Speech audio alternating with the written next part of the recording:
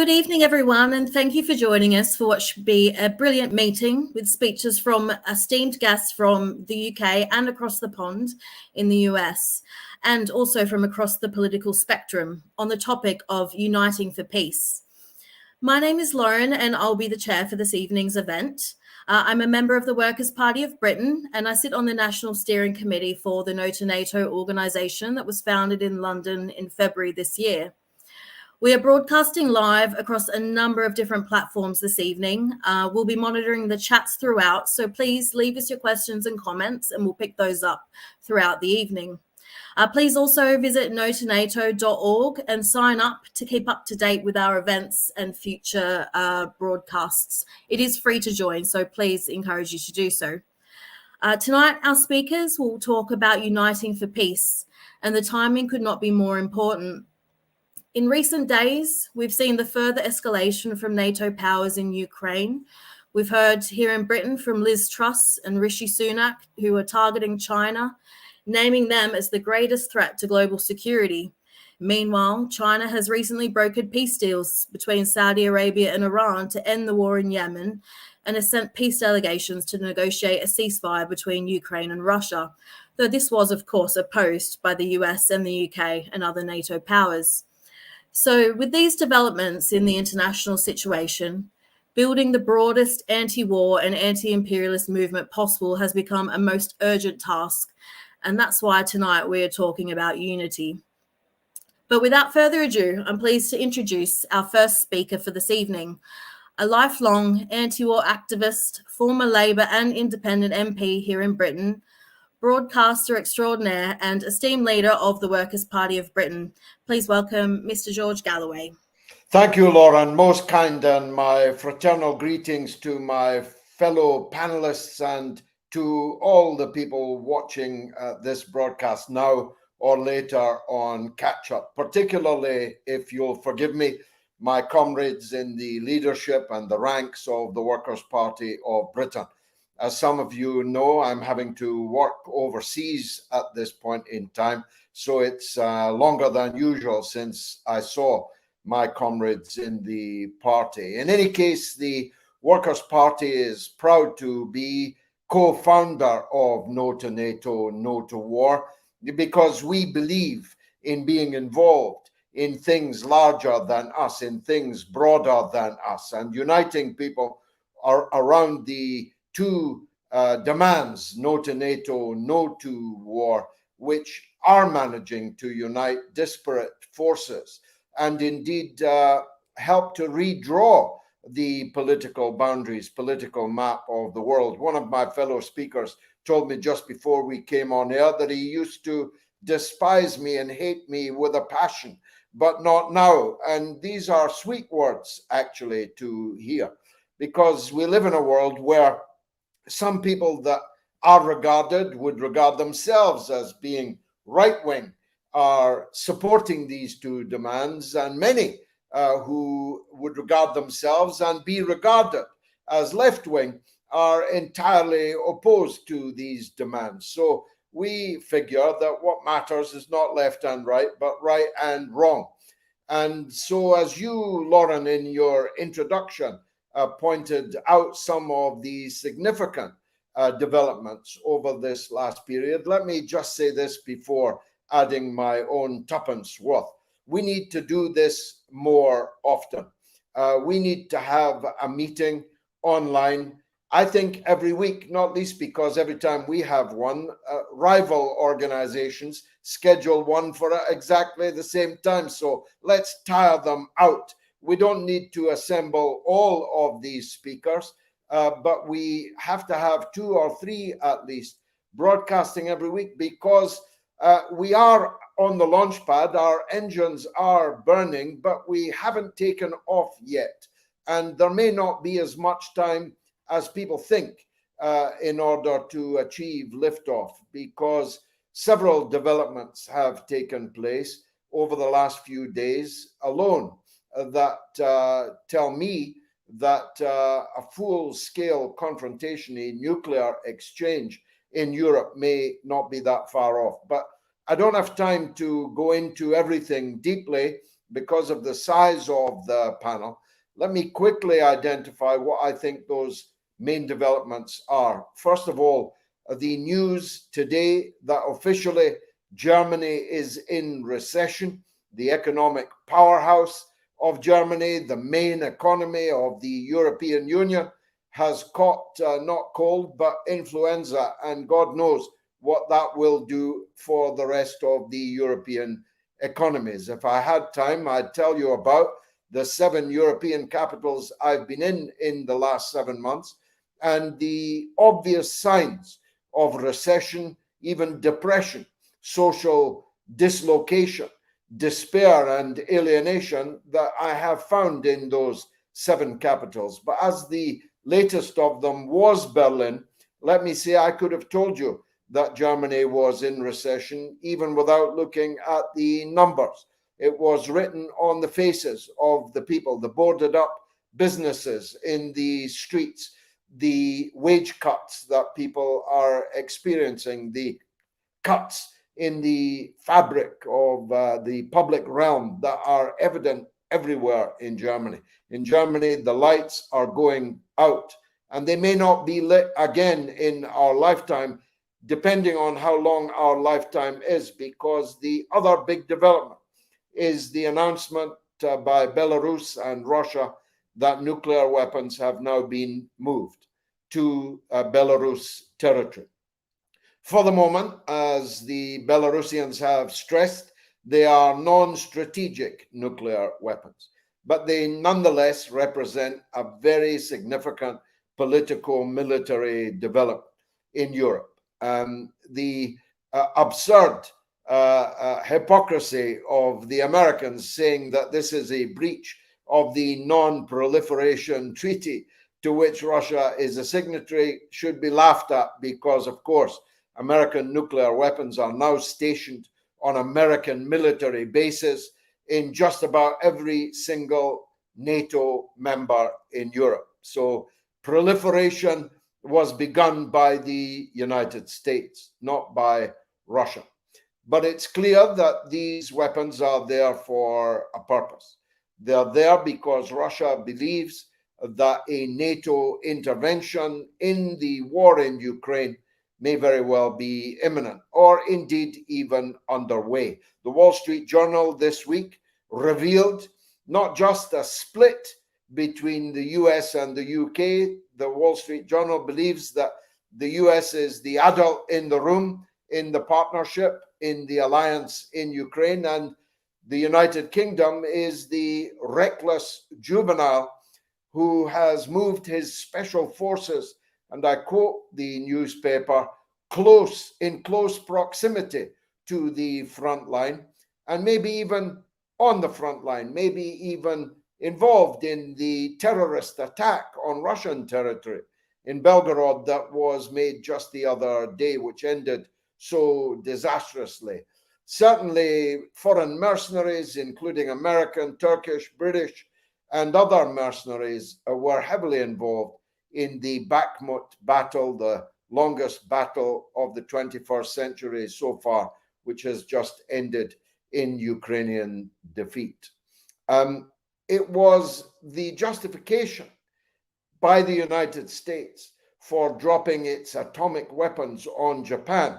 Some of us feel there were other ulterior motives, but it was their stated justification that in order to defeat Japan, they did not want to have to fight through every single island and every inch of the Japanese mainland all the way to Tokyo, because the cost in American lives would have been too great for that to be a price worth paying when the alternative of using nuclear weapons was available to them.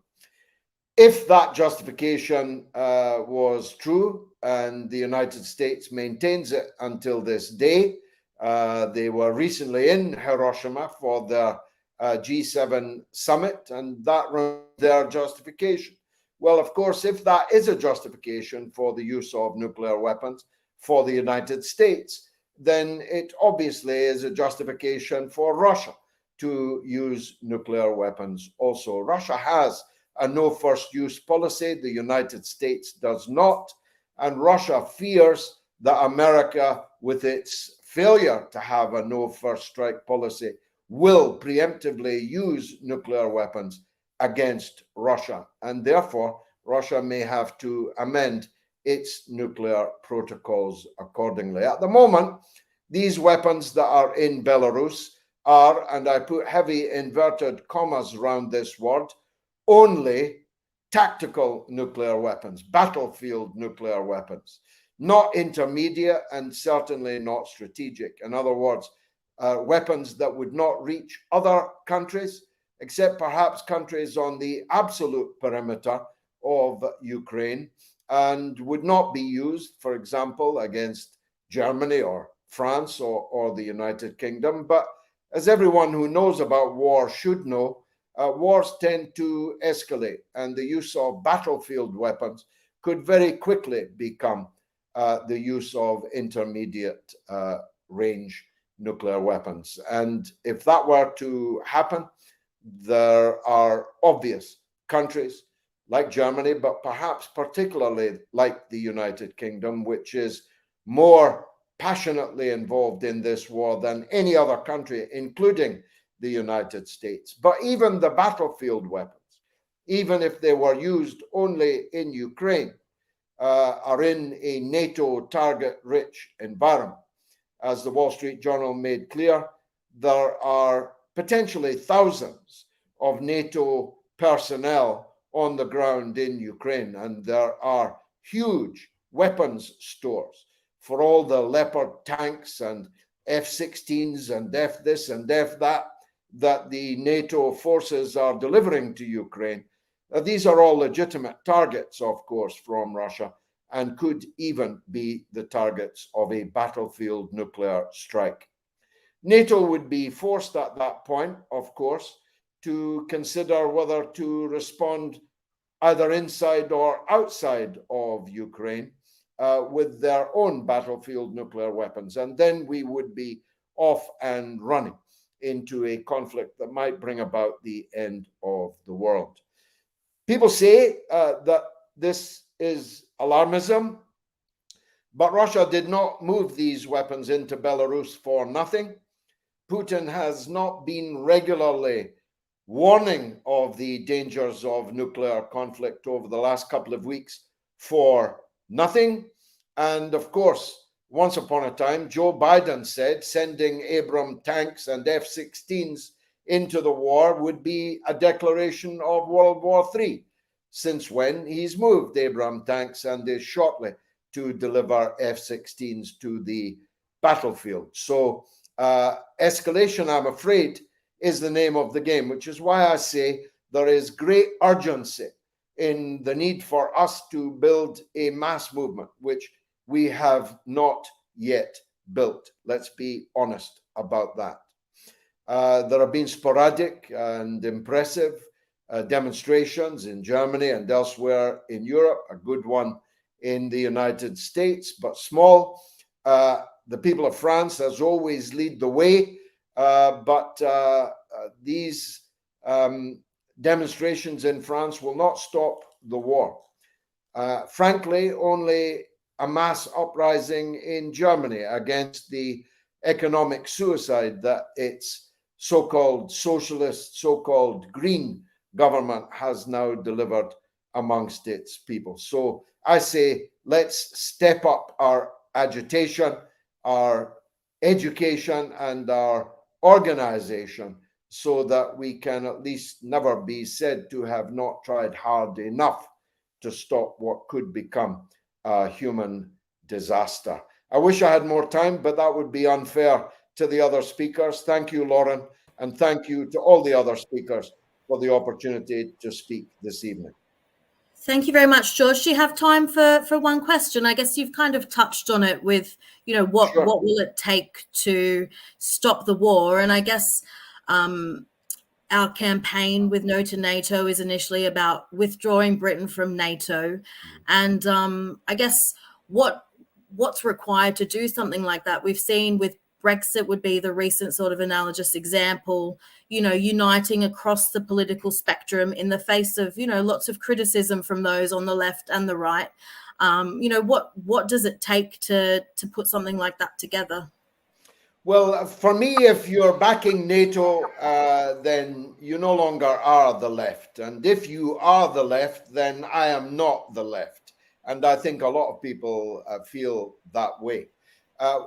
This is very short term, this campaign, because either everything will change as a result of a general European war, whether involving nuclear weapons or not, and it's hard to see how it would not, or the war will come to an end, and the only way it can come to an end is with a Russian victory. Russia cannot afford to lose this war.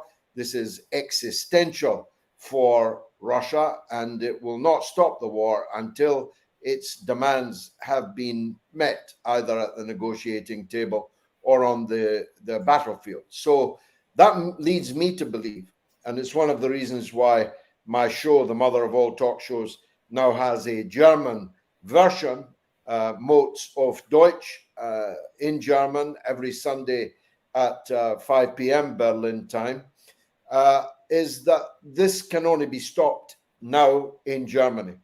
And if the German people, now that they have officially moved into recession, a recession that will be long and deep and has already caused them great pain and distress, if the German people allow Scholz and the Greens to continue to lead them to national suicide and disaster, then I'm afraid all hope is lost. We in Britain have a government that has quite simply lost its mind.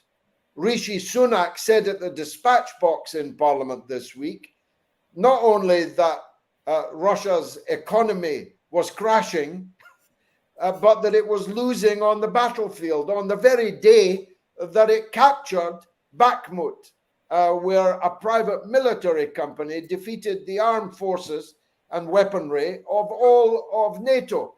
But on the day where our supermarket food price inflation reached 25%, and on the day that Russia's inflation rate was 2.5%, the lowest inflation rate in all of Europe. And you wonder about this more than anything else.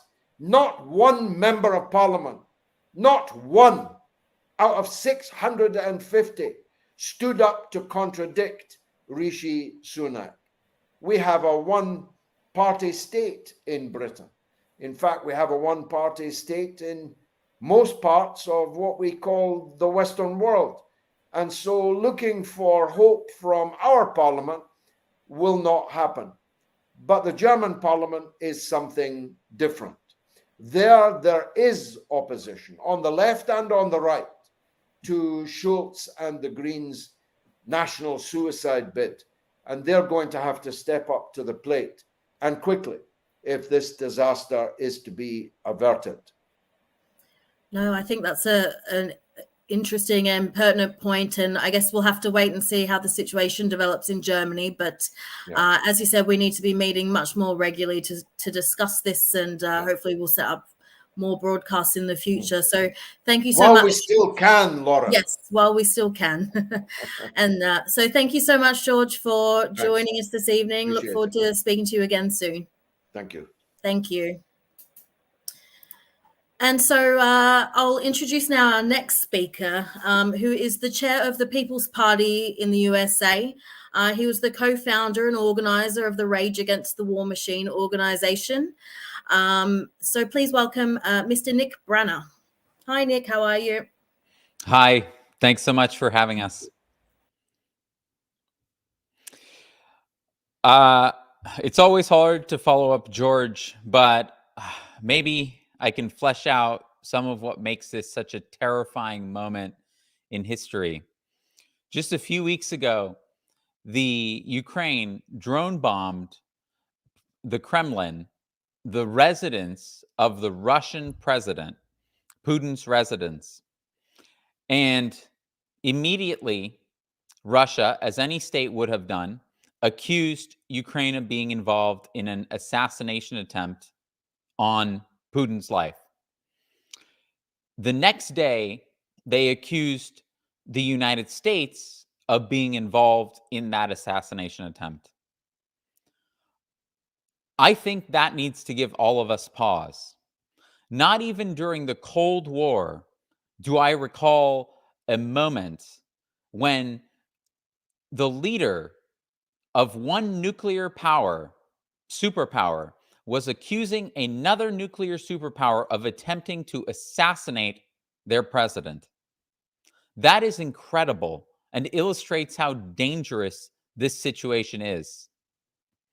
And then, just a few days ago, we had the United States hosting, of course, it was done with US permission and idea, but the G7 hosting the G7 meeting at Hiroshima, of all places, Hiroshima, one of the two cities that the United States nuked, Hiroshima and Nagasaki in Japan, killing more than 200,000 people. The United States remains the only country to have used nuclear weapons in war against civilian targets, including, because nuclear weapons, of course, do not discriminate. And that is worth reflecting on, because as George talked about this increasing nuclear brinksmanship that we face between Russia and the United States, especially from the United States surfacing nuclear subs months ago even, which they don't typically do. The reason, it's worth reflecting on the reason that the United States dropped those atomic bombs on Japan in the first place. US propaganda and Western propaganda would tell you that it was to end the war because they wanted to avoid that costly invasion of the Japanese mainland. But that is false. Read Howard Zinn, Gore Vidal, Noam Chomsky, Peter Kuznick, Oliver Stone. In their book, The Untold History of the United States, Peter Kuznick and Oliver Stone do a great job of illustrating the way in which actually Japan had already surrendered. It was merely negotiating terms. It was seeking to maintain the imperial system, to maintain their emperor, Hirohito, in charge of Japan. But the United States dropped those two atomic bombs despite the fact that all of their leadership, Truman dropped the bombs, gave the order, despite the fact that the military leadership said it's not necessary. It's superfluous. We shouldn't do it. They dropped the bombs for political reasons. They dropped the atomic bombs and wiped out those 200,000 people because they knew, or what they wanted to start, was the Cold War with Russia. They did it as a direct threat to Russia, whose loss of 28 million people broke the back of the Nazi war machine in Europe and truly won the war. And they engaged the United States. Their act at the end of the war, the Second World War, was to kill all of those people in Hiroshima and Nagasaki as a threat, beginning the Cold War, a threat to Russia. Now reflect back today. Hosting the G7 in a country that was nuked, in a city that was nuked by the United States, is a direct threat once again to Russia. It is the United States saying, look at the monstrous lengths to which we are willing to go to maintain our global hegemony. That is the level of insanity that we're dealing with here in the US. That's why we organized as the People's Party, the Libertarian Party, and a large coalition, Rage Against the War Machine. And George is right. That has to just be the beginning. We have to muster up the strength, the courage, and the ability to bring out even more people against this war. And we need to have many more dialogues like this, because we're facing a massive propaganda machine.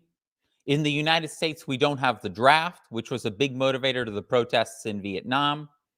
The war is not neatly aligned between two political parties, like the Iraq War, which brought out hundreds of thousands of people into the streets, because it was aligned with the Democrats opposing war, of course, because they were out of power at the time against George W. Bush in the early 2000s. And so we need to discuss now, how is it that we can impress upon people the utter lunacy of the United States-led NATO coalition, which is taking us right up to the brink of nuclear war with Russia, and is illustrating in its actions the G7 placing missiles right next to Russia, in Poland, in Romania, seeking to do the same in Ukraine by inducting Ukraine into NATO. How is it that we bring this to an end?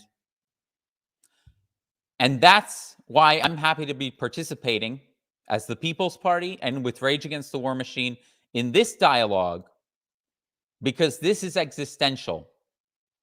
There is not a lot more room between where we are of one nuclear superpower accusing another of attempting to assassinate its leadership, and another satellite state of that superpower sending depleted uranium weapons to attack Russia, as Putin said, which introduces a nuclear component to the war.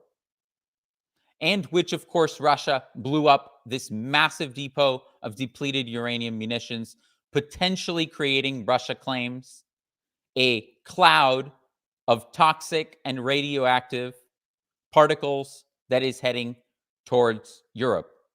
What if Poland, now the media, the Western media, Poland, and the countries closest to the Western border with Ukraine, are blacking that out currently? But what if one of those countries, like Poland, that is viciously opposed to Russia, decided to cite Article 5 as a result of any debris fallout that landed in their country, that crossed over to their country, as they already sought to do almost a few months ago when a Ukrainian missile struck them and they blamed Russia? And the media and the Western press and institutions went in a frenzy against Russia, blaming them and citing Article 5. What if that happens and they try to bring all of NATO into the war directly against Russia? We already know that the Zelensky administration and regime has attempted to do that. That is why I'm saying that there is not much room left between where we are now for conventional escalation and nuclear war. They're sending the jets, they're sending the tanks. Troops and nukes is about the only thing that's left. And despite our great actions earlier, the escalation has continued. So I'm glad to be participating in this conversation and grateful for everyone who is here to end this war and abolish NATO once and for all, for the sake of all of humanity. Thank you so much, Nick. Very important speech that you've just given. And one question I have for you. I know that in the Britain, we face a lot of sort of sectarian criticism. You know, you're not on the left, you know, you're talking to people who you may have different opinions with, and, you know, who might be right wing, might be conservative, might be libertarian. I'm interested to hear, you know, what your experience was with setting up Rage Against the War Machine. And did you have similar sort of criticisms leveled against you putting together that organization with the Libertarian Party? We did. We faced a constant stream of people and organizations trying to bring in other issues, especially social policy issues. Yeah. And we said, nuclear weapons don't discriminate based on your ideology. The war doesn't discriminate based on your ideology. Yeah. We can unite on this issue without adopting each other's views. In other areas, we don't need to do that. Yeah. We can say This is something we oppose together, and we can and should unite for the sake of stopping the war and the hundreds of thousands of people in Ukraine, Russians who are being killed, first and foremost, and the billions that could be killed if there is a nuclear war and a nuclear winter. Yeah, absolutely. And yeah, as you say, all those other questions won't matter if we go to a nuclear war. So thank you very much for your comments, and hopefully you'll be back and we'll talk again soon. And, great work that you're doing with Rage Against the War Machine. We look forward to seeing your progress over in the States. So thank you so much, Nick. Thank you. So our next speaker is somewhat controversial. He is the founder and broadcaster of Unity News Network, coming to us from Scotland, I believe, Mr. David Clews. Somewhat controversial. That's an insult. Somewhat. Exceptionally, I think would be the preface. I know. I mean, I'm the nice guy here talking to all you raging leftists. Do you know how bad that is for my street cred? It's bringing me down.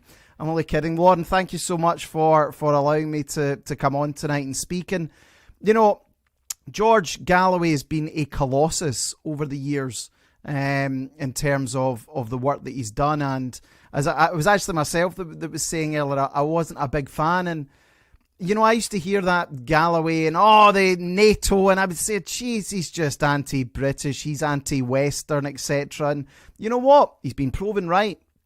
Because look at the mess we're now in 2023. And also Rage Against the War Machine has done a fantastic job. And, this is the key thing we all have to look at. And I talk about this quite frequently as a sort of a pyramid of issues. Now, to some people, perhaps the number one issue might be, climate change. They may think that.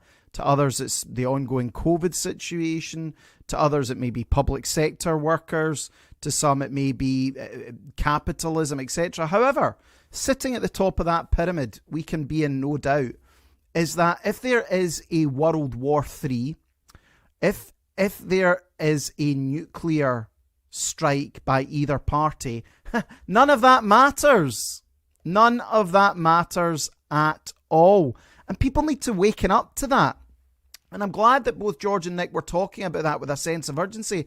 I don't understand why people are so apathetic about what is going on in Ukraine.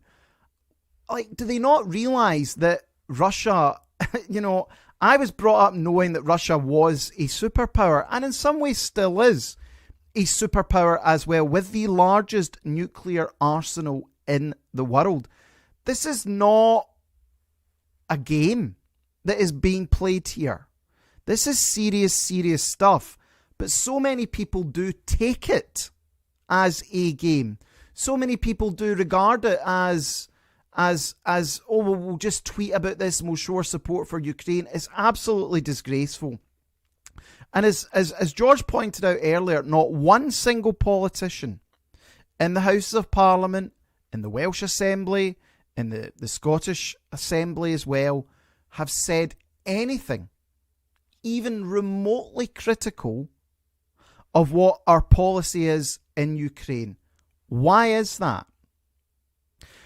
And what has happened is that traditionally the left were the more anti-war party or anti-war grouping. They are totally co-opted in this. Factions run by people like Paul Mason, etc., who are now pushing this war, and on the same side of Tobias Ellwood. It is horrendous what is happening. And, again, controversial, Russia have shown magnificent restraint throughout this conflict, considering what the West and NATO have done. The sending of weapons, the sending of uranium-depleted shells, which appear to have all mostly been blown up now, the propaganda, the freezing of their foreign assets, the sanctions that have taken place, the blowing up of the Nord Stream pipeline. As George was talking about earlier, if there was anybody that should be declaring Article 5 of NATO about a member state being attacked, it should have been the Germans, after what the Americans and the British did to the Nord Stream pipeline. They blew it up. That was a global terrorist act. And the behaviour of the West is so brazen. Here we find ourselves in May of 2023. Okay, this has been going on now for, what, a year and 3 months, nearly. And the money keeps still rolling in. It keeps going on. You see the hellish situation in Bakhmut. Now, look, I always say this. You can be against President Putin. You can think his invasion of Ukraine was wrong. Fine. However, the Western MSM have tried to portray that it was completely unprovoked. That's just a lie. Anybody with any knowledge of history, any knowledge of what is going on there knows that it was not unprovoked at all. However, it is what it is. It has happened. But nobody is doing anything to try and bring about a peace deal. They keep sending more money. They keep sending more weapons. They keep doubling down.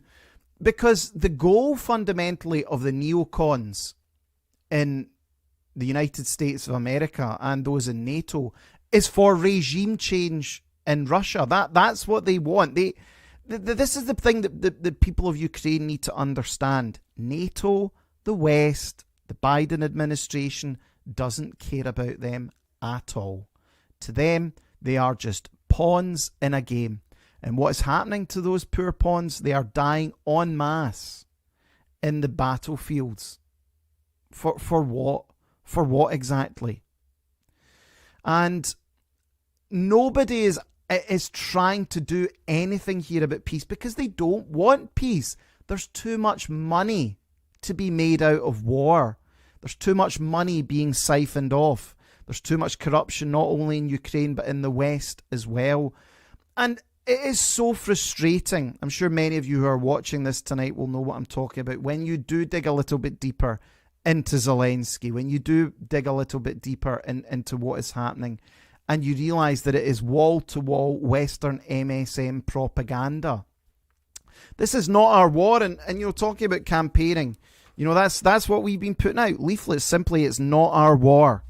And there shouldn't be a penny more to the Zelensky regime either. And yes, this isn't a sexy campaign. This isn't perhaps one of the most interesting, but it is by far and away the most important right now. Because if there is a world war, nothing else matters.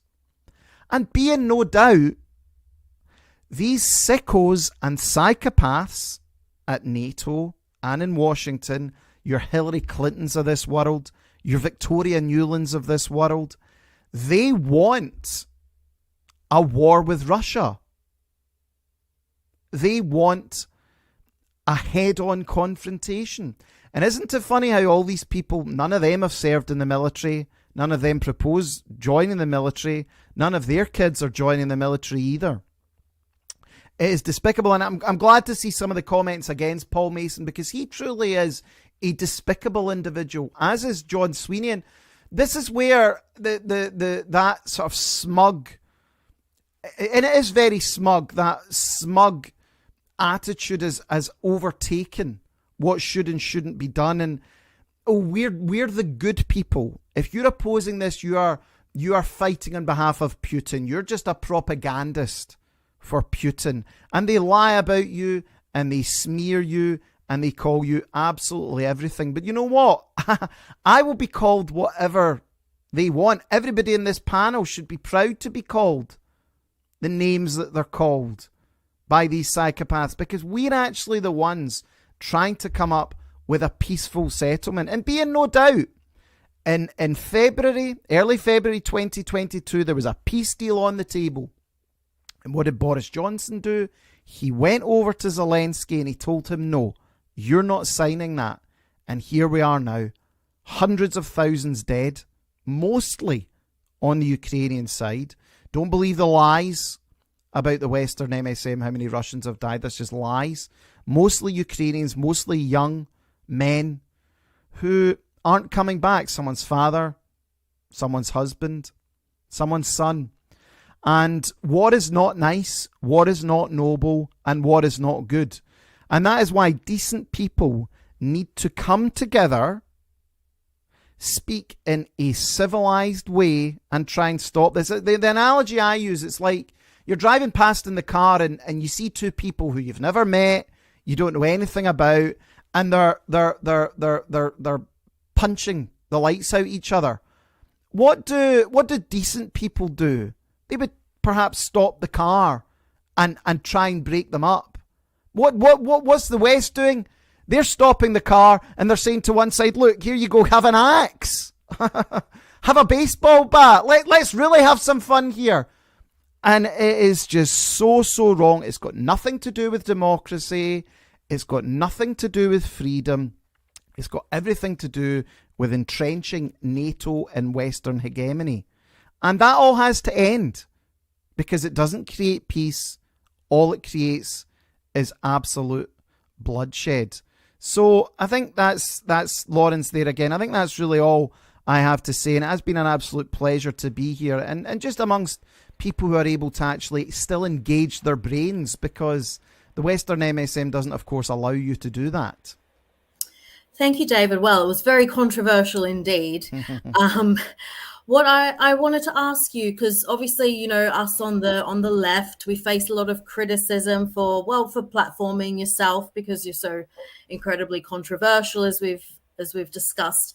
Do you face similar sort of criticism from people on your sort of section of the political spectrum? No, and it is a very interesting phenomenon because, of course, free speech in the 80s and 90s was actually a left-wing issue because leftist voices were denied, whereas what you actually find is UNN and the circles I mix in, we encompass quite a broad spectrum of people who are libertarians, freedom movement, to maybe people who are more on the right, but genuinely there is actually a willingness to speak, to debate and have an openness, and that really is an insidious culture now that does exist within the left wing of no platforming, of non-debate and non-discussion. And you know, in many ways that very much suits the power brokers. Yes, because they don't want people talking, and it is a horrible culture because it is only through debate and dialogue and analysing these situations. So I'm not really sure how you can overcome it. It's just, do you know what? It's very. I just find it very childish. Yeah. No, I agree. And especially on such a major issue as this, which is war, and as Nick pointed out, the way in which they've been attacked and demonized. Fundamentally, they just don't want you questioning the agenda. It doesn't matter whether you're left-wing, right-wing, libertarian, I don't know, whatever you are. They just don't want you questioning them, and they will use whatever tools in their mechanism to shut you down and deny you a voice. No, absolutely. And thank you again for inviting me to speak on your platform about a month ago in London. And I think, you know, we have to trust that our ideas, you know, once people hear them, they'll come to our point of view. And that's why, you know, allowing us to speak is so dangerous. And that's why we don't agree in engaging in no platforming. So thank you again, David, for joining us tonight. Pleasure. It's been great to hear from Lauren. you. Always good to see you, and I'll see you again. Thank you. Good night. Thanks, David. Good night. So our next speaker for this evening, coming to us live from Austin, Texas, is the chairperson of the Libertarian Party in the USA, which I believe is the third largest political party in the States, and also co-founded the Rage Against the War Machine organization. So I'm really looking forward to hearing about their experience in the US anti-war movement. So please welcome Angela McArdle. Hi, Angela. Hey, Lauren. Thanks so much for having me. Delighted to be here with you guys today. I guess like Nick, I have an interesting perspective on this from the United States perspective and from a third party. It's sort of interesting as we enter the presidential election cycle to see who will be campaigning for war and who will be campaigning for peace. I think obviously everyone here is watching, but the rest of the world is watching too, because unfortunately the rest of the world gets dragged along with whatever our major political decisions are. Both pro-war and anti-war perspectives are going to say that we have to do it to fight for existence. We have to oppose war or we have to bring war. But how much sense does that really make? We are the most powerful country in the world. It's disingenuous to say that we have to go to war across the world and support the actions that are happening in Ukraine by NATO. It's completely disingenuous. We're not threatened by Russia. And our government allowed this to happen by interfering in their geopolitical conflict in a place in the world where, unfortunately, political control has been disputed for many, many years. It's wrong what our government allowed to happen under the banner of NATO. It's wrong for our government to finance NATO. Our government, I believe, is complicit in the death toll over there for encouraging this conflict. They're complicit in the deaths of the Ukrainians. Everyone says we have to do this for the Ukrainian people, for the people who are caught in the middle of this miserable conflict. I unfortunately do think that, our government has increased the death toll over there. From a libertarian perspective, especially from the party perspective, we're excited to push back against this. And we're going to be doing that and partnering with the People's Party again and other minor parties and what's going to be called Operation Warhawk Removal, where we push to pressure and ruin the campaigns of some of the worst warmongering politicians in the United States. I'm also going to be trying to get more people to take lessons on the activism of Jose Vega and how outspoken he's been at some of these town halls. His actions have gone viral. I want to get more libertarians doing that kind of stuff. I think that this sort of work, issue coalitioning, is really important. It's important on so many levels. We have to really push back right now because mainstream political powers, they are all in across the board on fighting these wars for empire. I would like us to be the standard bearers in the anti-war movement, and also to start looking at the people who around us with a sense of shared value and trying to understand where we share values, what brings us together, to really hone in on the fact that we're all human beings here, because that's also a big part of what war is, right? We're fighting, people are fighting each other for money and power and geopolitical maneuvering, but there's also so much hatred out there in the world. And I think that it would behoove us to push back on that. And I want to be the ones to do that. I want to focus on the things that bring us together and to unite us in our humanity. The stakes are raised higher and higher in everything that our governments do. I want to talk to conservatives about this a little bit and speak to the conservative, libertarian, classical liberal element of the anti-war movement, and maybe people who are a little bit curious about what we're doing, but they're not fully bought in. Our debt soars, our international relations with other world powers are strained, we inch closer to nuclear war. The stakes in everything that's happening across the political spectrum are much higher. Germany being announced as in a recession. In the United States, I feel that we've been in a recession for quite some time. When you look at our inflation rates, the Fed raising interest rates, there's economic pain across the globe. So from the perspective of the West, there's been a lot of talk about the West and what the West is doing. I think it's like you have two wolves inside of you, right? Which wolf will win? The one that you feed. Do you want to be known for the things that the rest of the world admires you for things that people flee their countries and come here for? Or do we want to be known for the things that the rest of the world hates us for? The BRICS agreement should send a strong message to the West to pull back and revisit those things that make us great, not monsters. Free speech, free thought, consent of the governed, upward economic mobility, the progression from a feudalist system of governance to property rights and home ownership for the average person. Those are the things that make us great. Those are the things that we should be known for. We should not be known for military conquest across the world, blowing up children and weddings with drone bombs. The things that make us great turn us into monsters when we try to force them on other countries across the world through military might. We become twisted and warped representations of our former selves, and the people that we torment become stunted with atrocity and rage. Our actions, to that extent, destroy everyone, including ourselves. People in the Middle East have not democratically agreed for us to rain hellfire down on them with drone strikes. There is no economic theory in nuclear winter. There are no peace talks with dead people, and there's no second chance once that happens. So I think we've got to let go of power grabs across the globe. We should push back against global consolidation of power in things like NATO and the World Economic Forum and the IMF, because all of these organizations are working together to push us towards global action against dissidents. It's not my place in the United States to say how Russia or China should govern their people. I certainly have my preferences. It's not my place to make those calls. We are not the world police in the United States. Over the next year and a half, I want to encourage everyone to reach out to the other people who share your anti-war position. Form alliances. It definitely matters. We can alter the trajectory of history if we work together, if we overcome our differences. There is more, I believe, that unites us than sets us apart. We need diplomacy between Russia and Ukraine.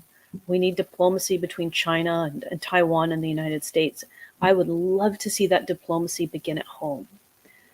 Go out and break bread with the people around you, get to know them, and start plotting a course of action to bring back peace in our foreign policy.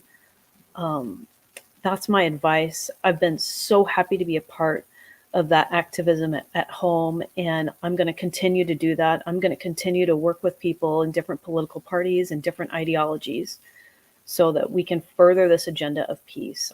I do have an agenda, and that's what it is.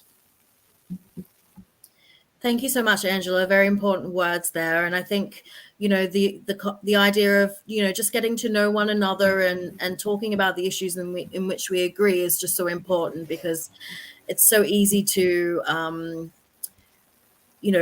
retreat to our sort of smaller groupings and not really want to go and talk to people and reach across the aisle.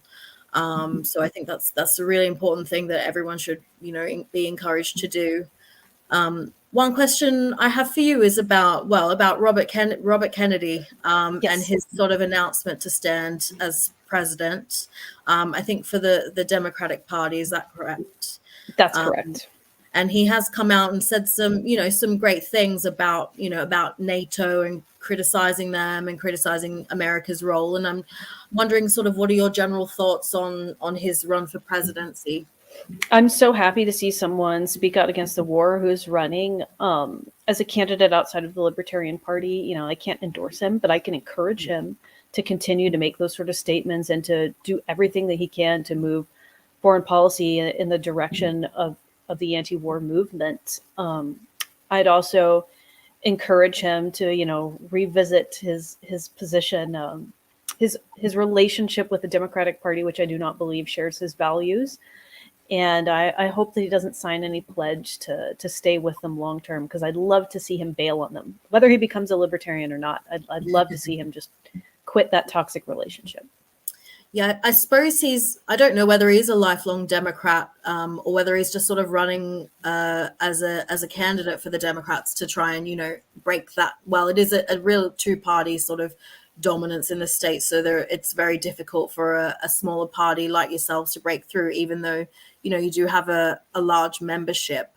But no, I hope you're right, because what we've seen in recent history is that the Democrats are just as much the party of war as the Republicans are. So it'll be interesting as well with Trump and DeSantis in the race in the Republican Party. I don't know whether you have any thoughts on that. I mean, not yet. It's a little premature. Donald Trump got a lot of credit, believe it or not, in libertarian and conservative liberty-leaning circles for at least not starting new wars. I thought, wow, what a low bar. At least he didn't start new wars. Ron DeSantis' foreign policy makes me nervous. He seems to be all about dumping tons of money into Israel, and he does not seem interested in de-escalating, any Middle Eastern conflicts. So we'll see. Sometimes rhetoric changes when people are running for office. Whether or not that sticks is a different question. Yeah, we'll see. We've had a few questions from people about how to get involved. So any American viewers of this broadcast, can you tell them how they can sort of join the movement, join the organization, get involved in anti-war activism in the States? Yeah, absolutely. Please go to rageagainstwar.com and send us a message there. If you're interested in the Libertarian Party, you can go to lp.org. We're all really accessible. There are contact options down at the bottom. You can learn about becoming a member and just read about our platform. Yeah, great. Well, hopefully someone can put the link to the Rage Against the War website in the chat as well for other people to find it there. Thank you so much, Angela. Thanks for your time this afternoon, I believe, over in Texas. And hopefully we'll speak to you again soon. Great. Thanks for having me. Thanks, Angela. Next up, we have political activist from the Schiller Institute in the US, Jose Vega. I believe we're going to show a clip from some of the direct action activities that he's been undertaking, disrupting town hall meetings, interrogating congressmen, etc. Maybe interrogation's a strong word, but really inspiring activities. And he's going to give a bit of a talk about how you can get involved in similar sort of activities if that's something that you're wanting to do. So I believe we have a clip lined up. I don't know whether I have to. Oh, here we go. Oh, is this the lecture hall with Seymour Hersh? I'm looking for the one with Seymour Hersh because it's a policy and press hall event. So shouldn't we be talking about the Nord Stream since that's the biggest story of the century? And you guys, I'm sorry. I mean, you have the executive editor of the New York Times there who came out with a phony story to try and block Seymour Hersh. It's just kind of funny how that happened, I mean, did you even acknowledge Seymour Hersh? All of you are executive editors of papers that broke Pentagon, My Lai, Watergate. Is this the same papers or not? I mean, is there anything you've gotten right in the last 20 years, or am I mistaken about that? I mean, it's just kind of funny because Iraq, wrong. Syria, wrong. Russiagate, really wrong. Okay, I mean, the list goes on and on. So the last thing you could do to try and actually fix your reputation is acknowledge that through leaks, we had to find out that Zelensky was going to bomb Moscow on the anniversary. I mean, if you're so impartial, shouldn't you at least say, right, that Zelensky was going to bring us on the verge of World War III? That seems pretty fair. While Julian Assange rots in prison, all of you got, fat checks because he's in jail for doing your job. And you know what? Tucker Carlson ain't no Seymour Hersh, but he did something you guys are scared to do. Speak the truth and actually be critical of the war, which is why he was actually fired from Fox, because you are all cowards, every single one of you. None of you have actually had any relevancy. And you know what? The mainstream press is now dying. Nobody's ever going to listen to you again. You have no credibility with the public. The only people who care about what you have to say are elite assholes who have nothing productive to say anymore, and it's dying off. So will you at least say something, either about Nord Stream or Ukraine or the fact that Zelensky brought us to the verge of World War III, and the only reason we knew about that was through leaks? Go ahead. It's a free speech event, right? You guys are the press. Let's say something here. Mr. Khan, come on. You're the executive editor of the New York Times, I'm just trying to get into some good trouble here, man. Woo, listen, Karen, get out of my face for a second. I got to talk to these gentlemen. Okay. Well, I just want to hear what they have to say. Go ahead. I'm done. Wait your turn. You're not going to tell you. Wait your turn. You could project if we can't. I would just say, I think it's important to hear everybody's point of view. Yeah. So thank you. All right. I do think that we need to give our moderator a chance to ask other questions. We're on the verge of World War III.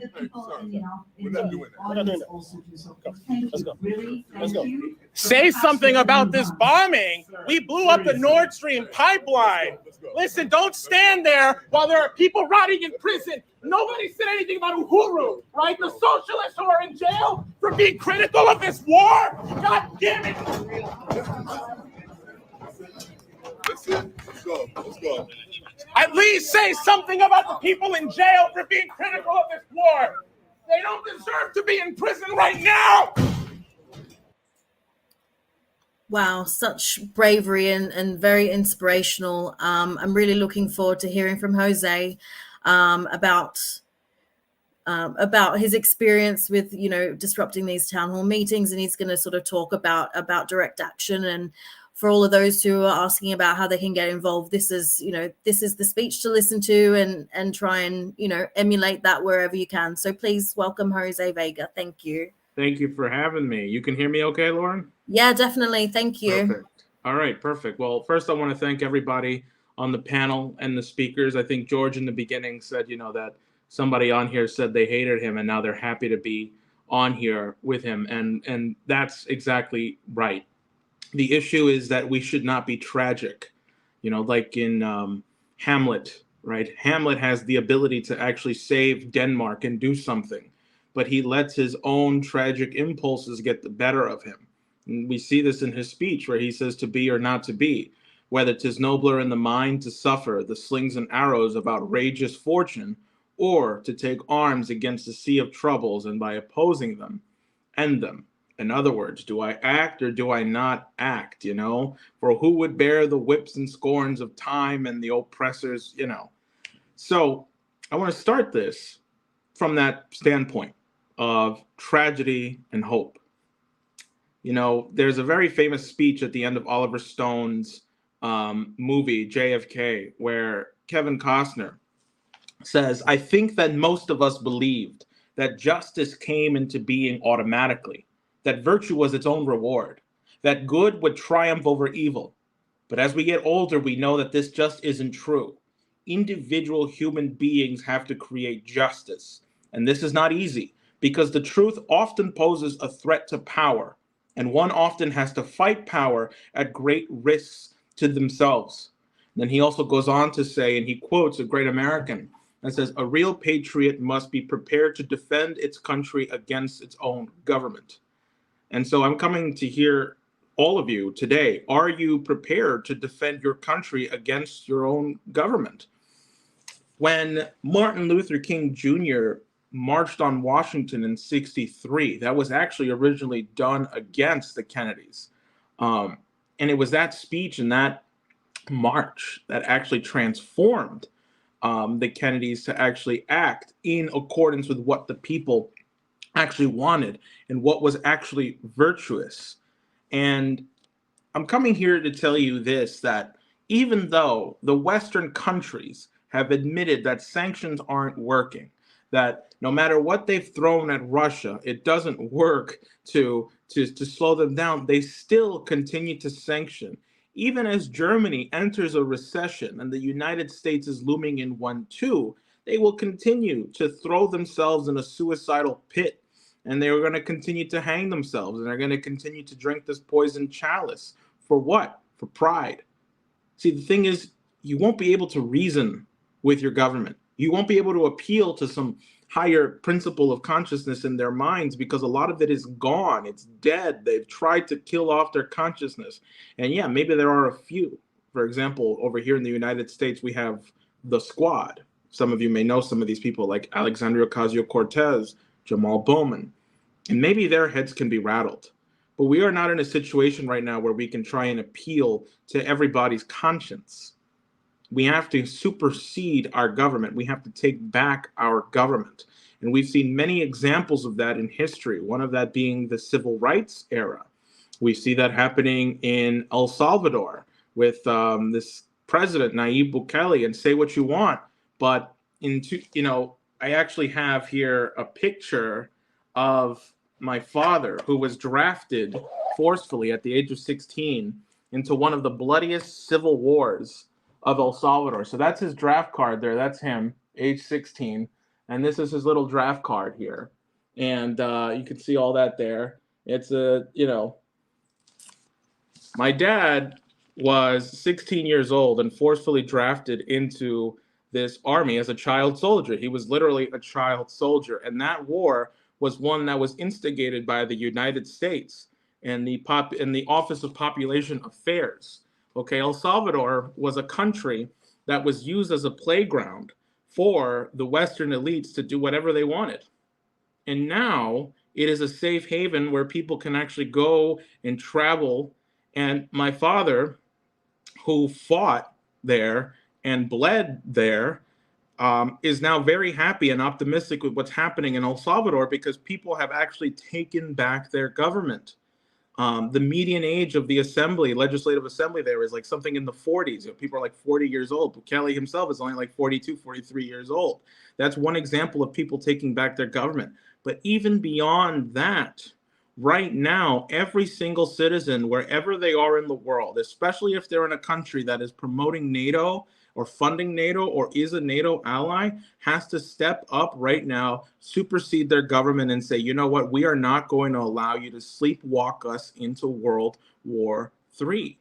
Because World War III is just nuclear war. And none of us will be here to be squabbling and being petty at each other. Right now is the time for us to actually stand up against this oppressive regime that sanctions other countries and coups other countries and instigates war in other countries. And so what I've done is I've done this process of what people in the UK call doorstepping, which is I like the term. It's a new term for me that people have brought to my attention.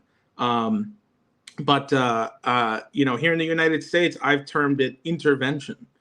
And in one sense, it is kind of like an alcoholic intervention or like a drug addict intervention, because you see somebody, they are doing something that's causing great harm, not just to themselves, but to the entire country. And you're going there and you're smacking them in the head, metaphorically, of course, with reason and truth. Because as Sophocles has said, you know, the greatest weapon you can have is truth.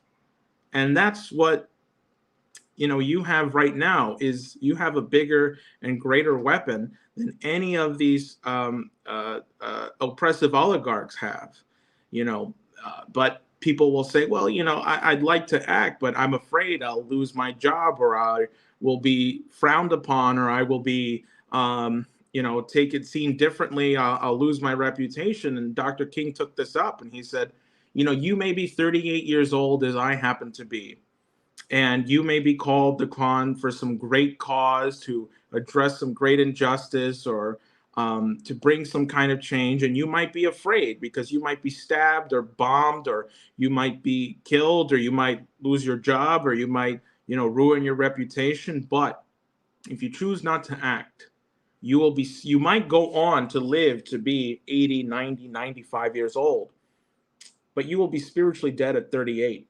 And the physical cessation of your breath is but the belated announcement of an earlier death of the spirit.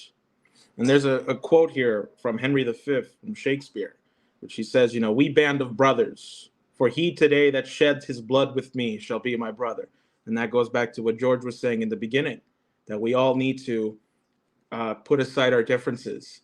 And whenever anyone else does an intervention, I call them my friend, even though I may have never even met them before, because anybody who fights against this oppressive regime is my brother, is my friend, on the very basis that they actually stood up. And so Shakespeare goes on to say, be he ne'er so vile, this day shall gentle his condition.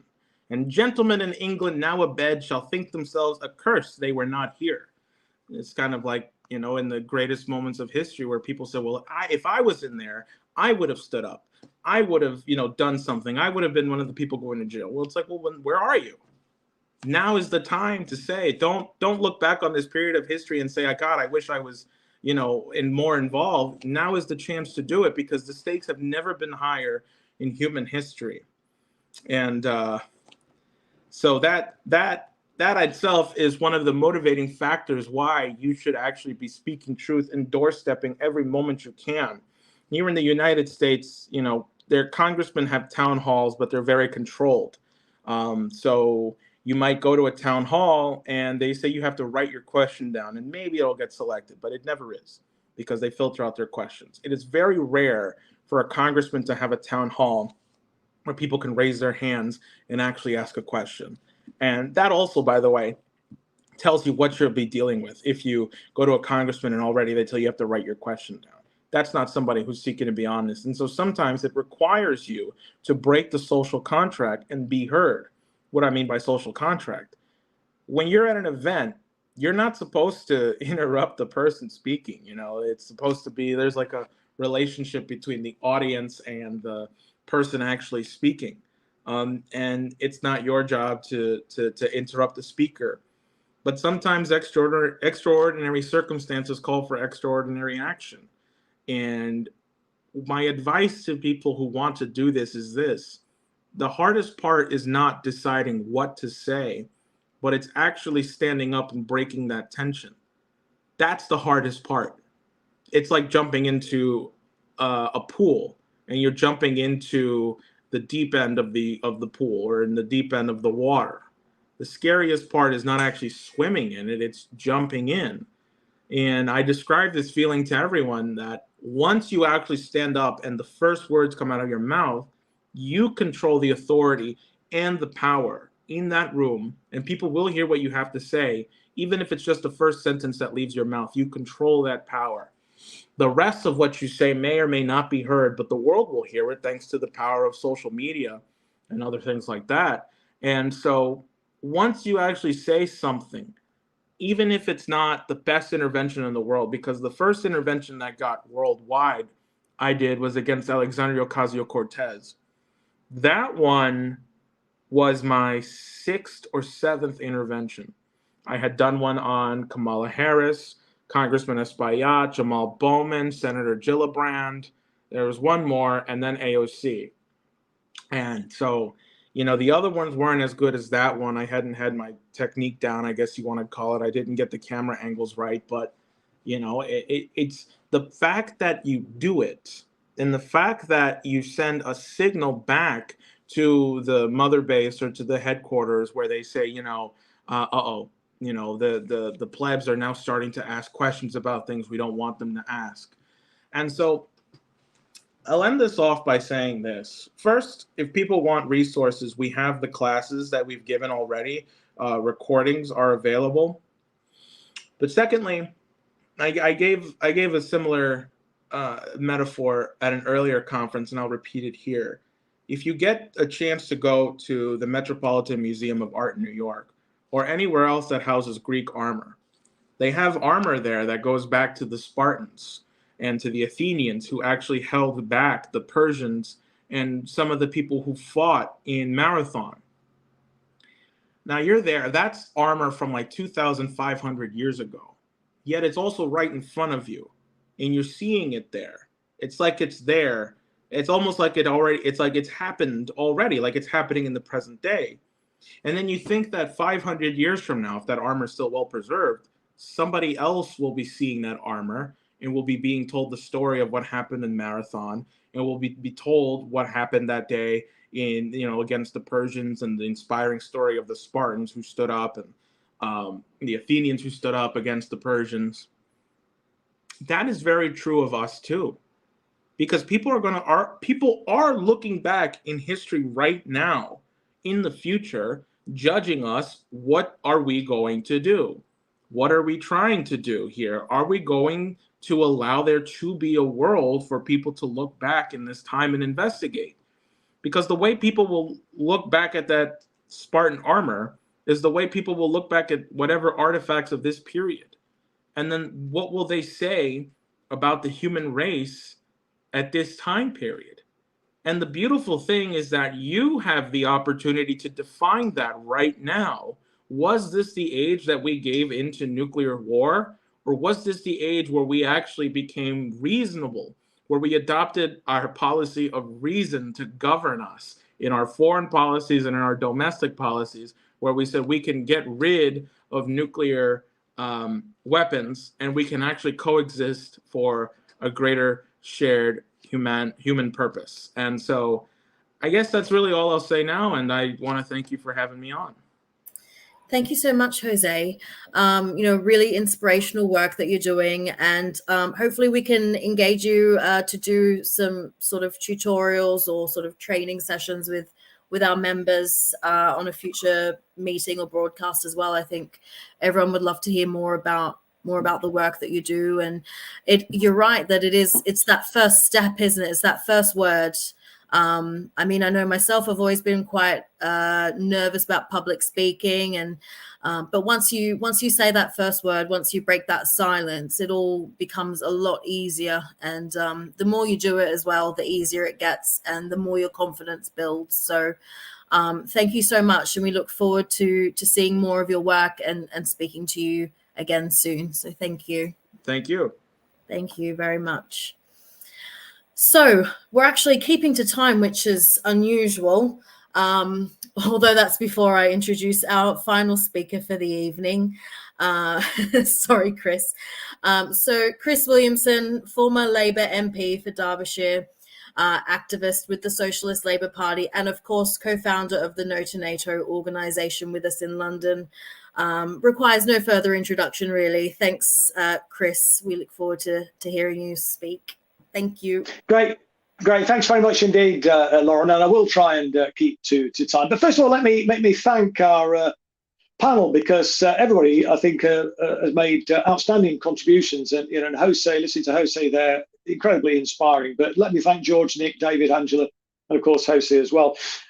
Just let me pick up, first of all, if I may, something that David said. I mean, he said he doesn't understand why people are so apathetic about what's going on right now. But I think one of the main reasons is the role of the corporate media, which David, to be fair, did also criticise. I mean, let's remember what Julian Assange said. I mean, he took a very dim view of the media's role in starting wars. He said the journalists who helped to start wars were actually war criminals, and he's absolutely right about that, of course. And the pro-war propaganda being churned out by the corporate media over the last 15 months has gone into overdrive since the beginning of NATO's proxy war in Ukraine. I mean, look, I catch a train down to London every week to record a programme called Palestine Declassified. And in the waiting room in the station, there's always Sky News playing in the background. And I was in the waiting room the day after Bakhmut fell to Russian forces. And given what we know about what we know anyway about the course of the war there, I naively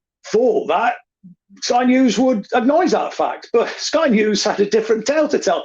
They had some alleged military expert in the studio telling viewers that Russia was losing the war, that China had made a strategic blunder by strengthening its collaboration with Russia. But of course, criticism of China is just another NATO talking point, isn't it? I mean, the corporate media hacks are willingly churn out that anti-China propaganda day in and day out. I mean, if we had a functioning fourth estate, you'd think there'd be some pushback, a little bit of pushback, wouldn't there be, against the prospect of a war with China, which George talked about in his contribution. But far from pushing back, I mean, these NATO stenographers happily cheer it on. I mean, look, the British corporate media is merely a mouthpiece for NATO's pro-war propaganda. There's no critical analysis of the claims by politicians that Russia and China pose a threat to world peace. There's no attempt to hold these politicians to account for prolonging and escalating the war in Ukraine. There's no scrutiny either, is there, of Zelensky's clampdown on opposition. Political and media voices are being closed down, and there's no analysis, no criticism of that in the corporate media, nor is there any reference to the torture and murder of Ukrainian citizens by literal Nazis and other far-right extremists in the Ukraine, who they sort of deem these people as Russian collaborators or undesirables in some way. And we've seen the horrors, the horrific on-street torture, people being tied to lampposts and having their lower garments removed and then being abused and worse things happening. There's no examination in the corporate media either of the so-called Advantage Ukraine Investment Initiative, which is basically Zelensky's vehicle for flogging off his country's assets to the likes of BlackRock, for God's sake, Goldman Sachs and Halliburton. And of course, Halliburton, let's remember, notoriously made a financial killing out of the carnage in Iraq, and now it seems they want to do the same in Ukraine. If you look at the website, Zelensky is quoted on Advantage Ukraine's website saying, the war in Ukraine is the greatest opportunity in Europe since World War II. And you've got BlackRock's chief executive, Larry Fink, saying that Ukraine can be a beacon to the rest of the world about the power of capitalism. I mean, what NATO is clearly trying to facilitate here is a kind of neoliberal nirvana. But you'd never know that from listening to or reading the output of Britain's corporate media outlets. I mean, they give no consideration either to NATO's ultimate goal of balkanizing Russia and then pivoting against China.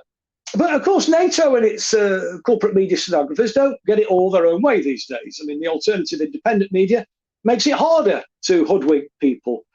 Of course, the online independent media didn't exist in the run-up to the illegal war in Iraq, but 20 years ago, unlike today, anti-war voices were given a platform on the corporate media back then. I mean, George Galloway was regularly interviewed to make the case against war. So I want to give a shout out really to independent media outlets, platforms like the Grey Zone News, the Mint Press, Redacted, the Duran, who else is there? The Jimmy Dore Show, Afshin Rattanzi's going underground, who's had to decamp now to the Middle East because he was basically closed down. His platform was on RT.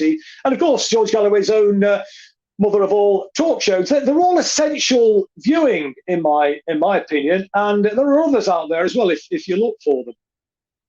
I've actually only done, Lauren, one interview with the corporate media about the war in Ukraine, and that was back in March 2022, and it was the local BBC Radio Derby station in the city where I live. And even then, you know, the presenter admitted on air that they were uncomfortable about inviting me to speak, and they had a conference about whether they should invite me on to allow me to air my views. He even said on air, believe it or not, or asked me how I'd respond to people saying that I was betraying my country for calling for peace, for saying the war was unnecessary, that it could have been avoided, that NATO had provoked this war, going right back to 2008 and Bucharest Declaration, and before the US-backed and EU-backed, for that matter, coup in Ukraine, the role of the Nazis in Ukraine. All of this was deemed to be, unpalatable, unacceptable, and they thought very long and hard about whether to give me a platform to say that. Needless to say, I've never had another opportunity. I've never been invited back to a local radio station or any other, for that matter, because they just don't want to hear these anti-war voices these days. So the corporate media has really gone backwards in terms of certainly any commitment to free speech. But tragically, the corporate media's pro-war Russophobia is also being amplified by some who claim to be on the political left. I mean, I know that some on the left have probably been duped. I'd like to think so anyway. But others, I think it's pretty clear, are state actors. I mean, they've infiltrated the left over many years. It's the old establishment divide and rule trick, isn't it? So I think it's absolutely essential that we cut through this nonsense. And that means taking direct action, like Jose was talking about in his erudite contribution just now. And I think using the democratic mechanisms of influential organizations like trade unions to push the anti-NATO message. I mean, some of the trade unions are very pro-NATO. I mean, they say, the arms industry creates jobs and so on. So we've really, I think, got to make the case with rank and file trade union members and indeed other civil society organisations. I mean, no to NATO in the UK. We've launched a parliamentary petition in Britain calling for the UK to invoke Article 13 of the North Atlantic Treaty to take us out of NATO. I mean, that will require a formal response on the government if we get to 10,000 signatures, and it could force a debate on the floor of the House of Commons if we get 100,000 signatures. And you might say, so what? But if it does that, it at least will enable us to put pressure on the politicians who are supporting NATO and its proxy war in Ukraine. It really will, in my opinion, put them behind the eight ball. It really will give us an opportunity to expose them. So I think I'd say in conclusion, Lauren, the minimum that we should be doing is promoting this petition to get as many signatures as possible. In other words, we have to do everything we possibly can to resist the attempt by the political class and the corporate media to brainwash the public into accepting that NATO is a defensive alliance when all the evidence since its inception proves it's the very opposite. And of course, failure isn't an option, because if NATO precipitates World War III, we'll be facing the possibility of nuclear Armageddon. So, as Jose was saying, now is the time to speak truth to power. Thanks very much, Chris, and thank you for promoting the petition as well. I think it's really important that, you know, we do cross that 10,000 signature threshold to force a response from Parliament, and, you know, keep the momentum going. I know with the with our No to NATO organization, we have a number of meetings coming up in London, in Exeter, in Edinburgh. So I encourage everyone who's watching, who's following along, who might watch this at a later date, please go to notonato.org and sign up. It's completely free. You'll then be invited to all of our future events and, you know, these broadcasts as well.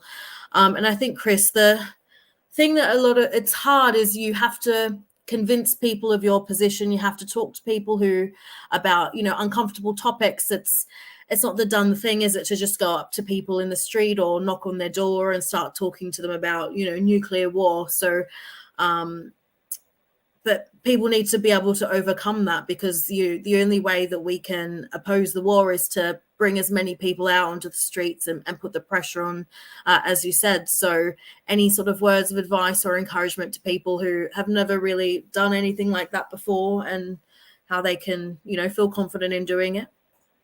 Yeah, I mean, well, I think Jose set it out, really. I mean, it's taking that first step. That's the most difficult thing to do.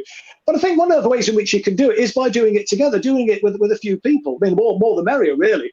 You know, because that whole Labour movement maxim, you know, unity is strength. If you're kind of doing it with a few people, I certainly know, in my experience of door knocking over 40 odd years when I was a member of the Labour Party, I was a bit daunted by the prospect of knocking on a door and speaking to a complete stranger. But once you actually get into it, once you break the ice, it's actually quite enjoyable, you know.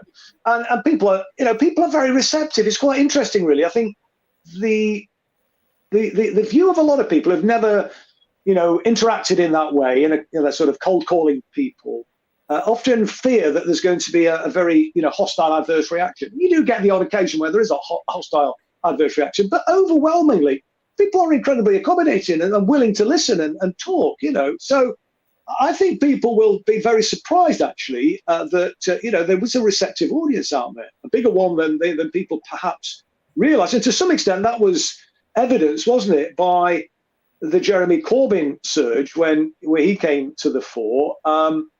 Suddenly, socialism became, you know, very, very popular. People thought it was sort of dead as a dodo, really, but there was massive support for peace. There was massive support for the agenda on bringing, you know, the utilities back into public ownership. You know, massive support for, you know, addressing the housing crisis and so on and so forth. And I think, you know, there are more people than perhaps people realise, in spite of the relentless propaganda that I spoke about in my contribution in the media. There is more support than people realise. And another example, I think, of this, just in conclusion, Lauren, was the support that we saw on the street for the Palestinian people a couple of years ago when Israel was engaging in one of its regular appalling bombardments of Gaza. And we saw all over the country massive demonstrations and marches, and people literally coming out of the shops and the pubs to applaud the marches and indeed join in with them. And there is almost universal pro-Israel propaganda on all the corporate media channels. So people aren't as, you know, naive as maybe sometimes we think. And so I would urge people to, you know, take the plunge, start making those contacts with people, having those conversations. And, you know, I think we'll find that there is a bigger audience, a more bigger receptive audience out there than people, as I've already said, will necessarily think there is. Thanks, Chris. And well, we've kept to time, which is very exciting indeed.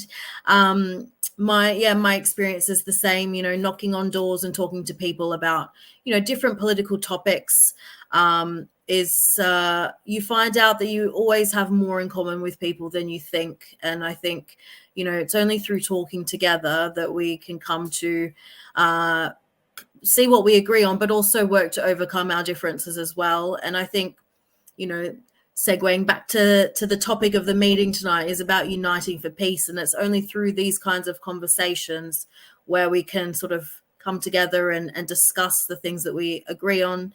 And, you know, put on the back burner the things that we might disagree on for a time when they're, really more important, because at the moment, as we've seen through the contributions tonight, war really is the most urgent question.